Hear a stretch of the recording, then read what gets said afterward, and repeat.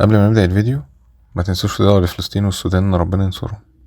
في الفيديو ده هنكمل جولتنا في مدينة العريش، وهنجرب أكلة شعبية هناك اسمها اللصيم، وهنعرف مع بعض بتتعمل ازاي. لو ما كنتوش شفتوا الجزء الأول لما رحنا أجمل شاطئ في سينا كلها، ممكن تشوفوه بعد الفيديو ده. أول حاجة صحينا ورحنا فطرنا في مطعم مشهور في العريش اسمه مطعم الحن، وده قدام مسجد الرفاعي على طول. خلصنا فطار، بعد كده رحنا نزور واحدة من الآثار المهملة وهي قلعة العريش. قلعة العريش بناها السلطان سليمان خان الأول سنة 1560، بس للأسف مش باقي منها غير البقايا اللي قدامنا دي. ركبنا عربية نص نقل في اتجاهنا لفندق ريتاك أو سويس إن اسمه القديم اللي الناس بتستخدمه هناك. في طريقنا عدينا على شارع أسيوط وشوفنا القصر ده. معرفش بصراحة القصر ده بتاع مين، بس هو لفت نظرنا. وصلنا فندق سويس إن، والشط هناك كان رايق وجميل.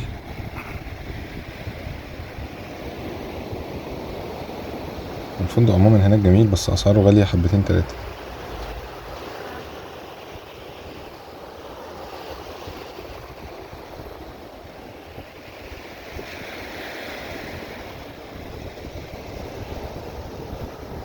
نزلنا البحر شوية، بعد كده رحنا نشوف السفينة الغرقانة. ما عنديش فكرة بصراحة عن تفاصيل السفينة دي بتاعت مين أو غرقت امتى، بس هي شكلها حلو.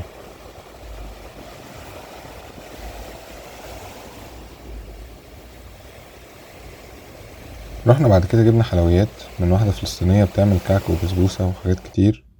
هسيب لكم صفحتها لو حد راح العريش ممكن يشتري منها، لأن حاجتها حلوة جدا.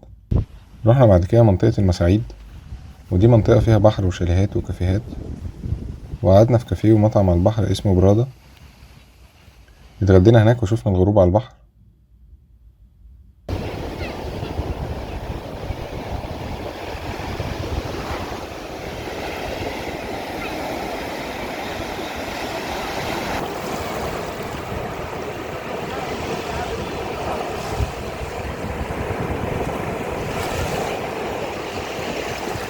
المساعيد برضو فيها حديقة مشهورة اسمها هابي فاميلي، تقريبا فيها ملاهي بس ملحقناش ندخلها. قعدنا في كافيه على البحر بالليل، وكانوا بيعملوا أكلة سيناوية مشهورة اسمها اللبة أو اللصيم. هنشوف مع بعض دلوقتي بيعملوها ازاي.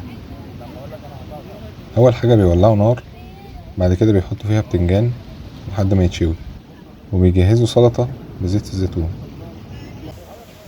بعد كده بيعملوا عجينة كبيرة وبيحطوها في النار وسط الرملة، وبيدفنوها كمان.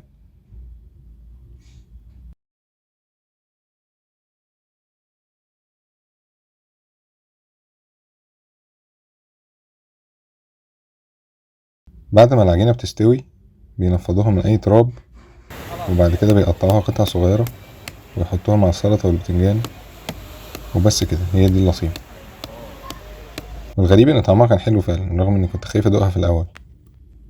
اكلنا اللصيمة وقعدنا على البحر، والنور قطع وكانت قاعدة رايقة جدا.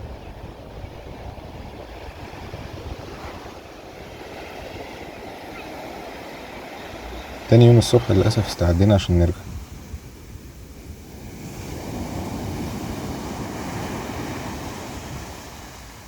هوريكوا بعض المعالم في الطريق اللي مشفناهاش واحنا رايحين.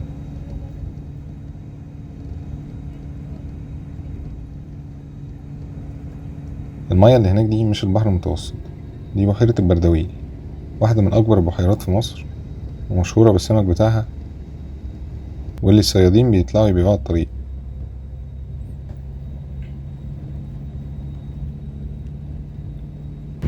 وقفنا استراحة في أطراف مدينة رمانة، وكان المنظر جميل وهادي أوي.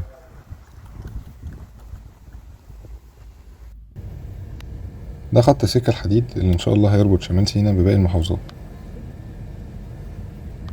ودي ترعة السلام اللي بتوصل مية النيل لشمال سينا، اللي كنا اتكلمنا عنها في الفيديو بتاع قناة زفتة. وده كوبري الفردان اللي اتعمل عشان يعدي القطر من فوق قناة السويس دخولا لشبه جزيرة سينا. وبكده تكون جولتنا في العريش انتهت، وإن شاء الله يكون لينا زيارة تانية قريب، ونروح الأماكن اللي ملحقناش نروحها المرة دي. متنسوش تدعمونا باللايك والاشتراك، وأشوفكوا الفيديو الجاي من مكان جديد إن شاء الله.